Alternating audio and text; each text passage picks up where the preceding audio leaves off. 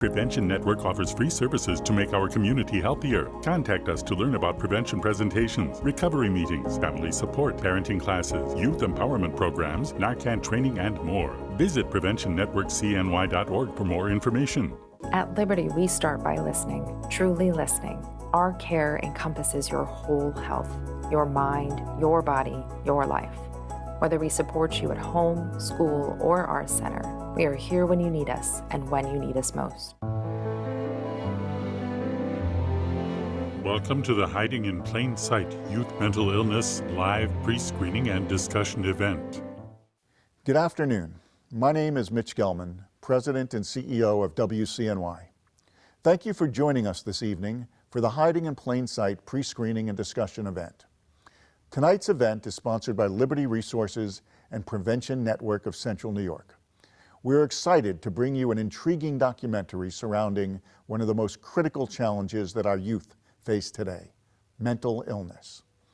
Hiding in Plain Sight, Youth Mental Illness is a two-part, 4-hour film that showcases first-person accounts from more than 20 young people, ranging in age from 11 to 27, who live with mental health conditions.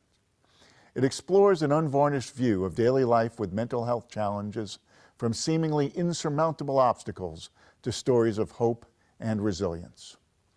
Through the experiences of these young people, the film confronts the issues of stigma, discrimination, awareness, and silence, and in doing so, helps advance a shift in the public perception of mental health issues today.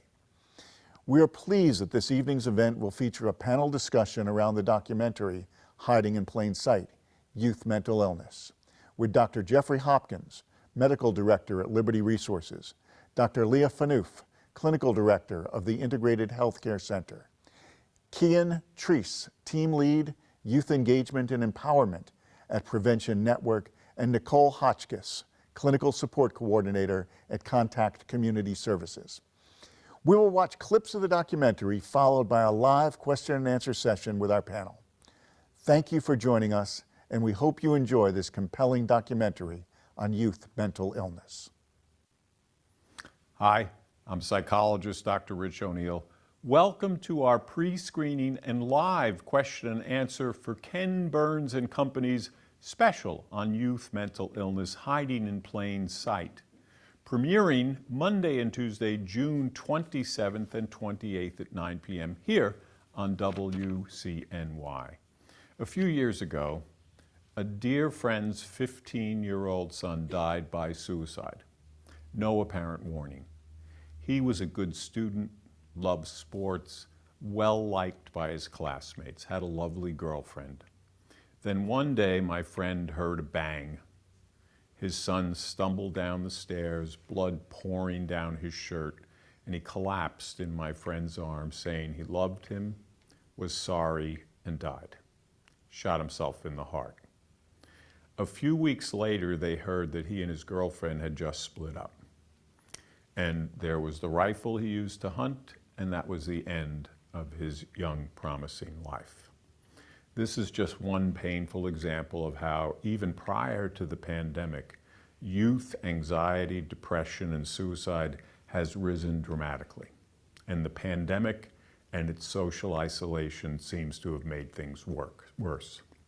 We focus tonight on why, recognizing warning signs, and how to cope as parents, kids, and families. Before we begin, I'd like to introduce the panel. Doctors Jeffrey Hopkins and Leah Phaneuf of Liberty Resources, Mr. Kian Treese of Prevention Network, Ms. Nicole Hotchkiss, and Ms. Katie Arnie Rattray of Contact Community Services. Now, we received many questions during registration, and we'll be answering some of those shortly. We'll also be taking questions during the show from the Zoom chat. So please send us your questions using the Zoom chat function at the bottom of the screen. We'll try to get to as many as possible during our time together. Let's begin with the first question. What are some warning signs of a child struggling with anxiety or depression or suicidality? Some of those warning signs are, noticing if your child's withdrawing, noticing a change in their academics, any behaviors that are out of the ordinary. Being in tune with what's going on with your kids is important, and asking about those. If your child is making statements about not wanting to live, or you're noticing this prolonged sadness, that's something we want to check in with our kids about. So if you go. I think it's important to have like an open and honest conversation, to be able to not think that talking about it will make something worse, and to just know that actually just talking about it does start to help. So what are some of the kinds of things parents can say to their kids to get that conversation going? I think having an honest conversation about, how we're feeling, how we're doing, and checking with them about that. How are you doing? How are you feeling? Being able to identify those feelings ourselves is something we want to teach our kids. I think initially starting with just validating them, not dismissing them in that situation is really important. And as a parent, that sort of situation can really shoot your emotions up. So really trying to stay calm and grounded in that moment and keeping the floor open to them.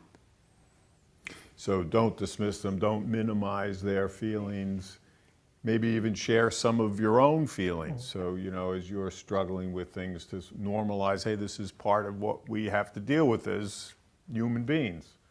What do you think about that idea? Yeah?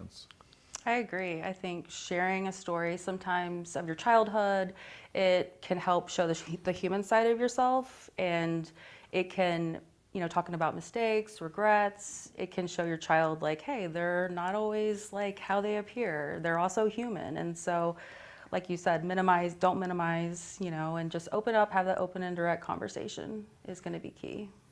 I do think highlighting, I think that thought can be really scary for a child, and just because they're having the thought doesn't always mean there's intention behind it. So talking about thoughts and how that doesn't mean intention, and talking about how scary that might feel, but helping them to notice that that's something that your brain does, that can happen, but opening the floor to further conversation and better understanding it. It's just a thought, so maybe like... It could be, right? It yeah. could be a thought. So like if somebody is thinking, maybe I don't want to live anymore. Right. They're having a really tough day. I don't want to be living anymore. Right. You could tell, if they say that to you, what do you say as a parent? You might start with, well, that's a thought, and what else? What else would you say? I would want to understand it more. Where'd that come from? When did you start thinking that? What were you doing then? Sometimes that's something that comes up for young kids, or just in terms of, I'm feeling really bad right now, and that's where I jump. So really trying to further understand it, and again, opening that conversation to them. Yeah, getting them to notice what feeling may be connected to that thought, and we don't have to respond and react to thoughts that we have that may be, challenging or troubling. Helping them come up with a plan on how to cope with that emotion that could be attached to that thought that they have. What if your child says something, what would be to me as a parent really scary, I don't want to live anymore? I think that really being able to have a calm discussion about what they think that means, and also if they've had any recent losses, because sometimes, when you have a significant loss as somebody who's young, you can think about not wanting to live. And being able to have a conversation also about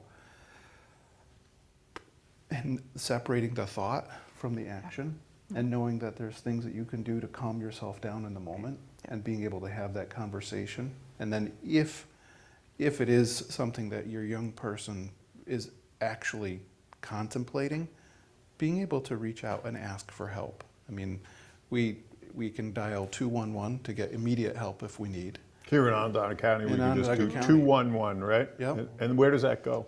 Well, that goes to the central dispatch, and actually you can get connected almost immediately, not only to crisis intervention services to use at the moment, but also being able to get hooked up with a referral for further evaluation if it was necessary.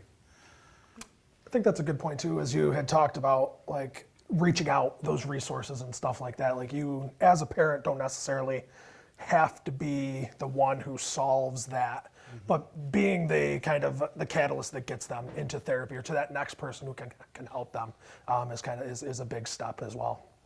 That's a huge skill, being able to let our kids know it's okay to reach out for help if we're struggling or if our kids are struggling. You know, it's a tough thing to do. Yeah, you know, there's still, of course, a stigma around mental illness and mental health treatment. What are some of the things parents and family members can do to reduce that stigma and maybe let kids know what therapy is really about? What do you think? I would say that it's healthy to talk about mental health as something that we all have, and starting that conversation at a very young age, talking about feelings and emotions and how our thoughts and our brains and our bodies, how it's all interconnected.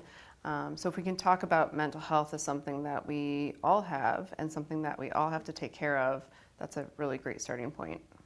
In the same way that we would take care of a physical ailment or an infection, or Absolutely. We're gonna take care of our mental health in the same ways. And it doesn't have to be this this kind of large thing where individuals are, I have to go sit down with a therapist and I have to go there every week. It can be those small things as you go through, like how do you handle your mental health? What are the activities that you do throughout the week that kind of get you at a baseline? Because if we wait till we're kind of boiling over to kind of handle some of our mental health things, they don't tend to go as well in those moments. So being able to find those small things that you can do to kind of lower your levels is a good thing. Is it really separate from therapy? You're saying there are lots of things we do as human beings just to take care of ourselves, and you can identify some of those. What do you think for kids? What are the kinds of things that help kids to... Jeff, you were... I think the most important thing is socialization. For kids, socializing with peers is probably one of the healthiest things that they can do, especially if it's in person. Social media can be tricky, but in-person socialization is such a healthy thing. And then also having families have regular, predictable routines and activities together. I mean, those are two pretty basic things that we can do to promote health in our kids. Which further kind of confirms, validates the idea of that kind of mind-body connection, right? If you do these things to your body, this is how your mind might think, or this is how you might feel. So like getting enough sleep. Right, sleep. Some exercise. What you eat, how you exercise, right? And I love the idea of comparing mental health to physical health for kids, because physical health is just something that's better understood at that age. So if we all need to keep our bodies healthy and we need to exercise and there's food, we need to do the same for our mental health. So I think that's a really great way to help younger kids understand what we're talking about. Yep. I think connecting with nature and some of those basic relaxation breathing skills that we can do as adults to show our kids, this is kind of how I soothe. Music, any of that, like you were mentioning, the mind-body connection stuff. And there's some pretty cool apps that teens can tap into, the Calm app and Finch app, the 21-day challenge, and that helps with the routine. Really being able to kind of set a goal, and that may be sleep, something small, and tracking that over time. So You're hitting on one of the things that I love to do. I love to go outside. I love to run outside and bike outside. And last night I was noticing outside in our backyard, there were like 200 fireflies. And it was just this absolutely magical moment, connecting with nature. It just took me right out of myself. I was just watching this display, and that, nature helps us all.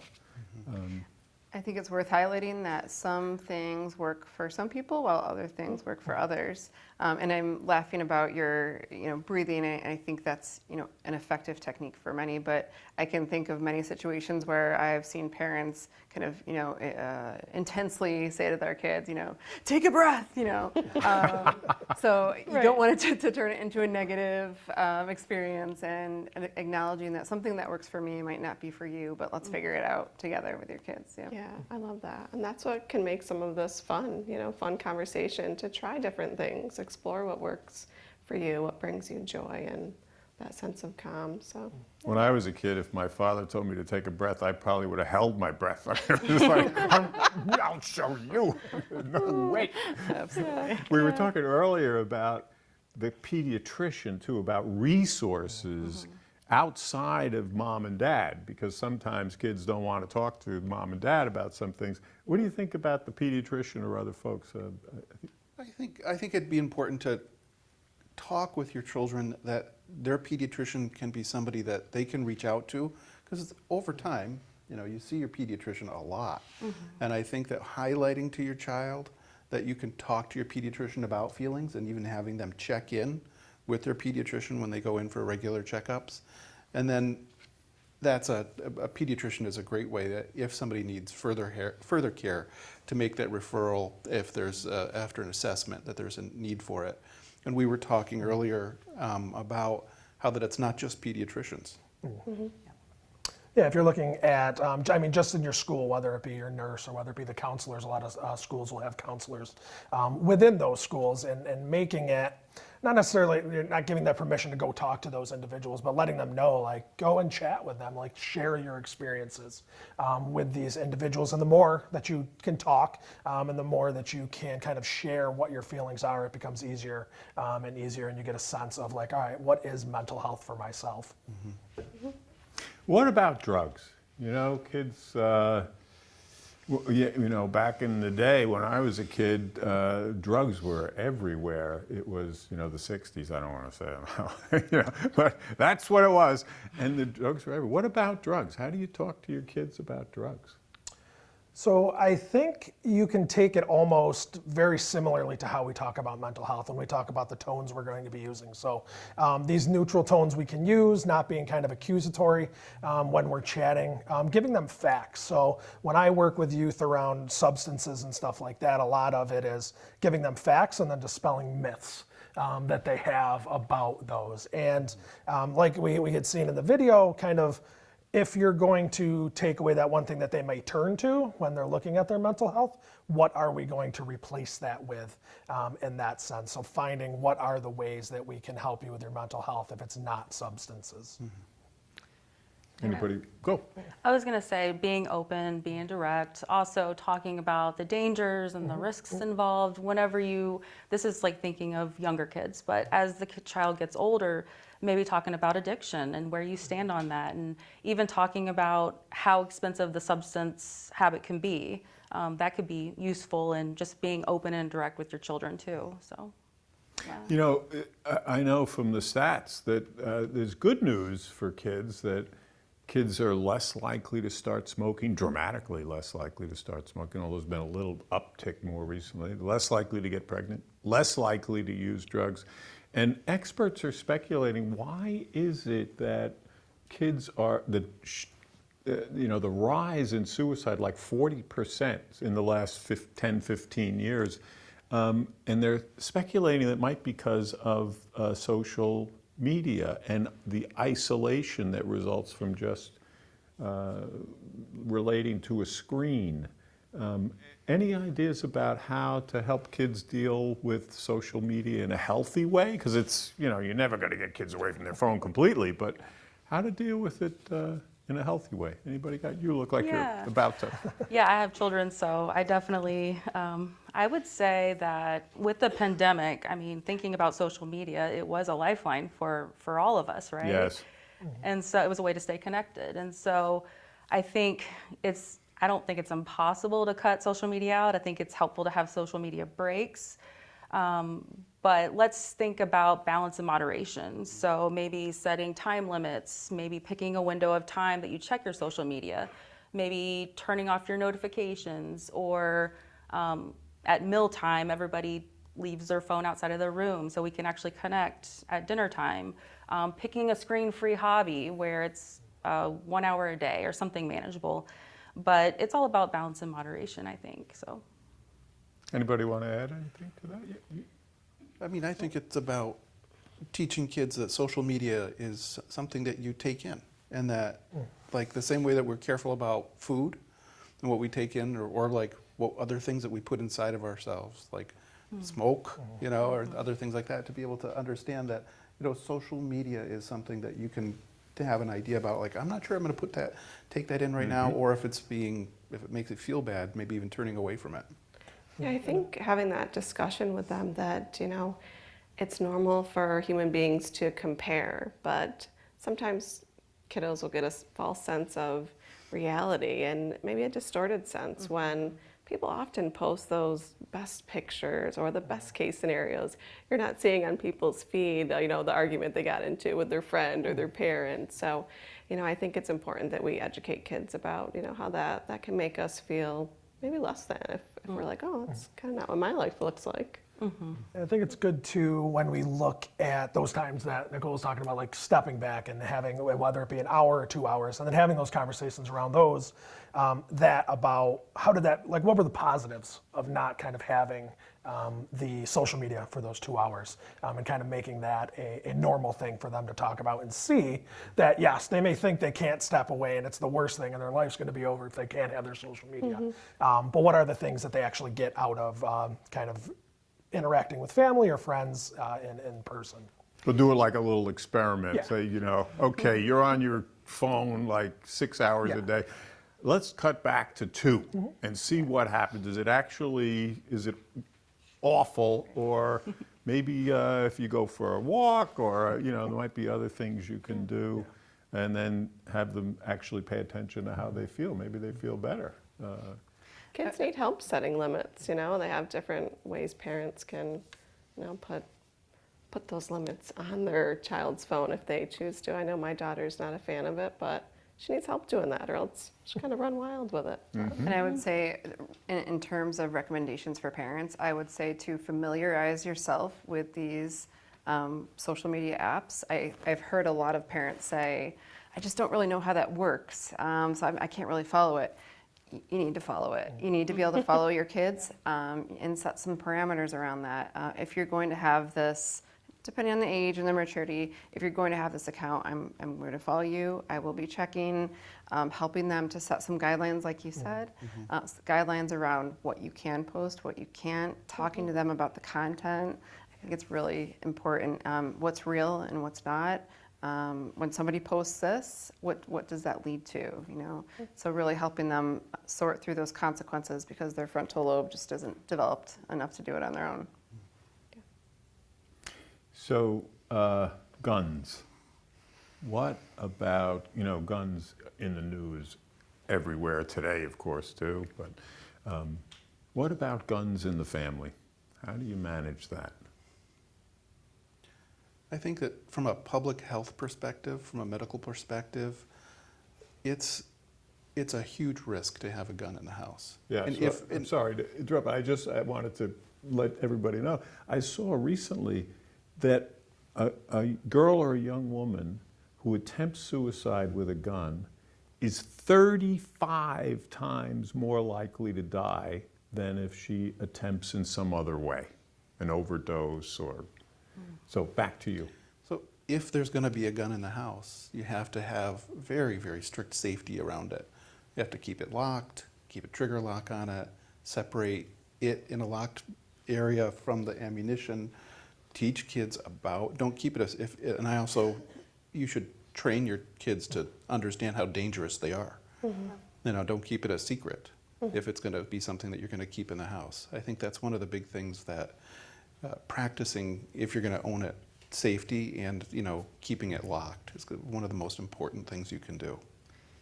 And if you're separating your ammunition from your gun as a safety precaution, make sure your kids don't know where that ammunition is, because a lot of times if you talk to kids, they'll know. Or don't, because kids know where everything is in the house. Know you hide something and then you find out they already ate it. Yeah, absolutely. So because kids explore everything when you're out for a walk or whatever. Anybody else want to add anything to that? Or I'm wondering what, in addition, what are some of the best resources for people who want to help someone? Like, let's use a specific example. Say you have a child or a family member who just does not recognize that they have a problem. How would you approach that issue with them? You can see, everybody else can see they've got some kind of mental health challenge. How would you go about dealing with that issue? I think coming from a place of care and compassion and not being judgmental or telling, especially teens and even adults, I'd say, don't want to be told what to do, letting them know that, hey, there are these resources and this is how you can tap into them. But I think listening from a compassionate place is going to be important as to whether they open up to you and feel they can trust. Also, yeah, I agree too. And I think even just letting them know that you are here if you ever need to talk, or even asking them, do you want to go take a walk? Or it sounds like you're going through a really tough time, or that's really challenging, or that's heavy. Just putting the ball in their court, letting them know that you're always there and just, I'm here if you need me. Mm-hmm. If you can get that person in your life to connect with somebody called a peer support specialist, that is critical, because one of the things that we do now in behavioral health is not just have doctors and psychologists and psychotherapists. We also have peer support specialists, people who have lived experience with behavioral health challenges. And So they're not so different. They're not like somebody wearing the stethoscope and the white coat. It's somebody who looks like them and had some of the same difficulties. And being able to talk to somebody who has been through it and who understands the challenges of experience and getting more help is really critical. So, in resources, I know, do you guys have peer support specialists at Liberty Resources? We have peer support specialists for our programs. Mm-hmm. So for behavioral health and substance use disorder treatment. Mm-hmm. So that's a resource we could send people to. Yep. I would also recommend the contact hotline. It's confidential, it's anonymous, it's 24/7. There's a counselor on the other side of the phone that will take your call. We respond to about 35,000 calls each year. And so we talk to all types of people, different ages, different concerns, different issues. So the contact hotline would be a good resource as well for somebody to call in. And even on the National Suicide Prevention Lifeline, you can call into that as well. You don't have to be suicidal or have suicidal ideations to reach out to us. If you are concerned about somebody who is struggling with suicide, you can certainly reach out too. And we can provide a third-party call to that person, whether you want to be anonymous or want to be named. We can include that, but that's another way to follow up on someone that you're concerned about. So the number is, do you know the number of it? Not by heart. Not by heart. But we'll have it on our website. I will say this. So the NSPL, or the National Suicide Prevention Lifeline, is actually transitioning to a 988 dialing code. 988. It's a 3-digit dialing code, so you dial 988. Kind of like 911. Mm-hmm. And so it's launching July 16th. Oh, right around the corner. So, yep. And if your child goes to the Syracuse City high schools or CNS High School, there's also student assistance counselors in each one of those schools they can reach out to that's confidential and a free service. I know were you about to say something? Sorry. And oddly enough, you might not think about it. If you actually just open your wallet, pull out your insurance card, and call the number. Most insurance companies now have behavioral health care navigators that if you call them, they will actually find a provider for you. I would never think of that, actually. You're quite right. I would think I'd only call them when they make a mistake on my bill, and I'm really mad at them for billing me for $1 million, even though I only owed 25, Yeah, So, yeah. that's great advice. So how do you think we can address mental health issues as a culture? What do you think we can do? Here we are doing one of these things. We're talking about it on public TV. What other things do you think we can do? I mean, I think having those discussions openly and honestly, so it's not kind of a weird thing to hear somebody talking about their mental health, where it's, oh, I have felt those feelings before. It's okay for me to be able to kind of have these discussions, I think is the big one. And whether it's on a small scale with just you and your family or a larger scale like this with television and stuff like that. So people realize that these conversations are happening all over the place. They just might not be a part of it at that point. I think we need to do a better job of teaching kids. It goes back to our conversation earlier. We need to start early. We need to talk about mental health. We need to do it as parents, as family members. We need to do it more in schools. So we do have school-based therapists in schools, and this is something that we're working towards, is talking more with those kids that maybe they're not at the point where they need help kind of addressing their mental health. However, they're still trying to figure it out, and they need to better understand it, and that's more of a proactive, preventive measure. So I think we really, even a class, even a class in school, this is mental health, this is how your brain works, this is what's happening in your body when you're feeling this way. I think it's really important, and we need to move in that direction. So you were saying before, Leah, that you talk to kids about their feeling states and just use language. I think you were talking about this as well. Oh, yes. That just use the language about feelings. So kids very early on, I have a grandson, thankfully. Thank you, son and daughter-in-law.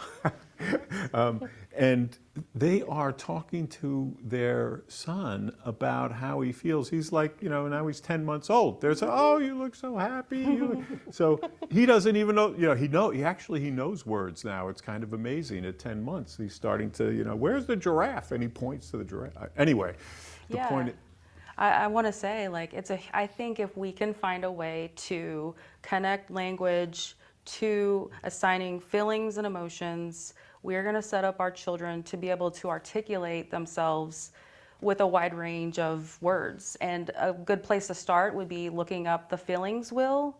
And there's a lot of different feelings on there that can help you start that conversation. The feelings what? Feelings wheel. Like Wheel. Wheel of Fortune, like feelings wheel. A wheel of fortune, Yeah. the feelings wheel. Feelings wheel. So go on the internet, look at Yep, the feelings wheel. feelings wheel, and a whole bunch of feelings Yes. on there. That's a good place to start. Yeah. That's a great place to start. Yeah. Yeah. And I think, like you said, the idea of just identifying those emotions in your language that you use with kids. So talking about how you feel, and talking about how they look like they're feeling, like, oh, you're smiling, you look so happy. With the other side being, it's also really important for kids to understand that sometimes, particularly as they get older, sometimes when this is looking happy, it's not always consistent with what's going on inside too. I think particularly for teenagers, that's not always clear. And the idea of social media highlighting this, everyone's happy and this is my best self. We want to make sure that kids are acknowledging, teenagers are acknowledging that can be inconsistent. And the feelings that they're having are also experiences that other teenagers are having, kids are having. So I think we're missing that piece sometimes. So maybe when we're having dinner with the kids or breakfast, we could talk about how we're feeling. Yeah. And, boy, I had a really tough day at work today. I'm feeling pretty crummy. And what do you think? Any other? Yeah. Go. I would say talking about your highs and lows. That's a good place to get a range of how you're feeling. Like, this is my high for today, this is my low for today, and that kind of opening up the conversation. It normalizes, that not every day is going to be a great day. It's okay to have a crummy day or, one of those feelings that people kind of push away from, whether it be anger or sadness or frustration. It's okay, that those feelings are normal to have. And when you have a challenging parent moment where your feelings are escalating, being able to talk about that in the moment if you're able to, but also after the fact. Here's what just happened to me. I was really frustrated because this, so being able to use that language and apologize in moments. Here's what I would have liked to do. Talk about it in a way that's real. I can remember when my son was like 2 years old, he had this gigantic jawbreaker candy thing. Put it in his mouth. I'm terrified he's going to choke, right? He would not spit it out. I was so angry. I was like, I ended up, you know, but, and I talked about it with him. I mean, yeah, I'm sorry I had to squeeze your mouth, you know, but I was afraid you were going to choke on that thing. I was scared, yeah. What's the most important thing, you know, piece of advice you'd give people about what to say to, you know, kids if they can't, or how to help them ask for help? What would you, one thing you would say to them? I would say, so I think it's important for them to know what they need, like what does help look like for them. Whereas if I'm asking for help, what's going to work for me is going to be a certain thing, but that's not going to work for even anybody else up on this stage. So having them know that if I am going to ask for help, I need to be able to articulate what help looks like for me, what will be successful. And I think what that helps is down the road is then they're going to have those positive experiences about, I asked for help, it worked, so now I can ask for help again if something else kind of comes up. And most importantly, you know, you matter. Your feelings matter, and you don't deserve to suffer in silence. There are resources out there that, you know, can help. Letting them know that I really like that, the idea of I'm here right now, we're talking about this, and I'm going to continue to be here for you. So we can keep talking about this, and I'll be there when we do. No matter what. No matter what you're thinking, no matter what you're feeling, Yes. I'm here, I'm open to it, I'm here to help. Absolutely. What about grandparents? What can grandparents do to help if they're, you know, seeing something that's upsetting to them? How do they go? I think that grandparents are one of the most important social connections that kids can have, because grandparents have a lot of different roles in society now. Oftentimes they're parenting or assisting, but they don't always have to have that intense burden of being the disciplinarian if they're not the primary caregiver. And having that connection with a grandparent that allows that kind of ability to connect with somebody who isn't necessarily an ultimate authority figure, and being able to have a place for your grandchild, you know, to come and be open and talk, it's really important. And I think that's a place that grandparents inhabit in our society that most other adults with kids don't get to be. Sometimes grandparents see things that parents don't. Yeah. You know, so having that open communication not only with the child but with the parents, so that everyone's on the same page, you know, can be helpful. I think that parents can definitely play that supportive role, but like you said, they also play the disciplinarian. So in those moments where, you know, your teenager hates you, right? That's what they're telling you, right? Yeah. It gives them someone to fall back on. And if you have that connection with your grandparent, it really can be a buffer in these situations.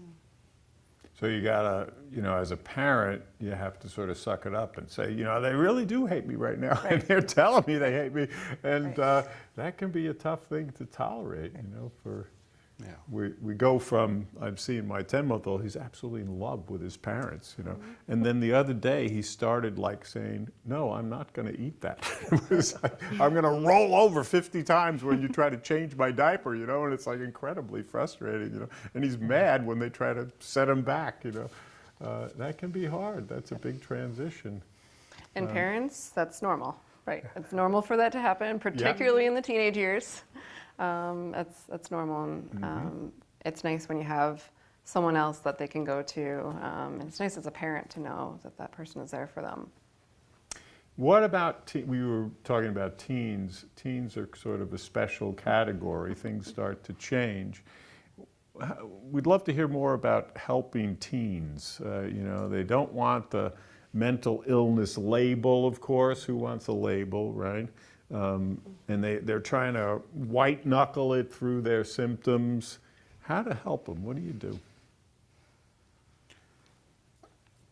From a medical perspective, really being able to educate. I mean, I think that you don't have to use labels, but you can talk in an open and honest way about changes in feelings, whether or not you're persistently happy or too happy, or persistently too sad, or you're persistently anxious, so it makes it so that you can't do stuff.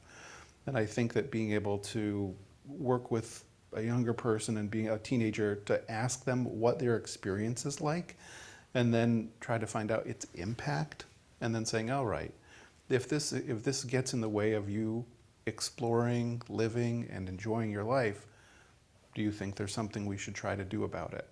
As opposed to necessarily thinking that a label of a particular illness is going to be an answer.